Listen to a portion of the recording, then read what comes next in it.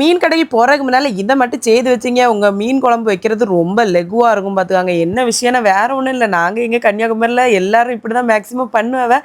நானும் அதான் பண்ணியிருக்கேன். நாங்கள் எப்பவும் கட்டிடத்துக்கு சாந்து குழைச்சாலும் மீன் குழம்புக்கு தேங்காய் அரைக்காமல் இருக்க மாட்டோம். அதனால மீன் சந்தைக்கு போக்கு முன்னாலே தேங்காவை அரைச்சி வச்சுட்டு போனால் மீன் கடைக்கு போயிட்டு வந்தோடனே மீனை கழுவுனமா, அதுவும் துண்டு மீனாக இருந்தால் கழுவுற வேலை கூட கிடையாது, ரொம்ப ஈஸி பார்த்துக்கோங்க. லைட்டாக அலசி வச்சுட்டா போதும். அதுக்கப்புறமா 2 பச்சை மிளகா அரிஞ்சிட்டு, தக்காளி அரிஞ்சிட்டு, மாங்காய் அரிஞ்சிட்டு, புளி தண்ணியை கரைச்சி ஊற்றி மசாலா பார்த்தீங்கன்னா எல்லா மீனுக்கும் ஒரே மசாலா தான், வேற மசாலாவே இது பண்ண மாட்டோம். சில மீனுக்கு மட்டும் வறுத்தரைச்சி வைப்போம்.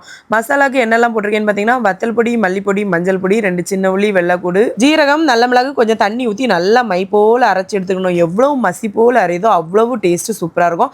அதுக்கப்புறமா நம்ம அரிஞ்சு வச்சிருக்கோம்ல அந்த சாதனம், அது கூட இந்த மசாலாவெல்லாம் ஊற்றி புளி தண்ணியெல்லாம் ஊற்றி நல்லா கை வச்சு குழப்பி அப்படியே ஒரு அரை மணிக்கூர் எங்கேயாவது போய் சுற்றிட்டு கூட வந்துடலாம். அதுக்கப்புறமா கொதிச்சு நல்லா வத்தி காஞ்சி இருக்கும். மீன் துண்டு ஒன்றுமே குலையாது, டேஸ்ட்டு ஆஹா ஓஹோன்னு வேற லெவலில் இருக்கும். உங்களுக்கு கன்னியாகுமரி மீன் பிடிக்கும்னா கமெண்ட்ல எஸ்ன்னு சொல்லுங்க.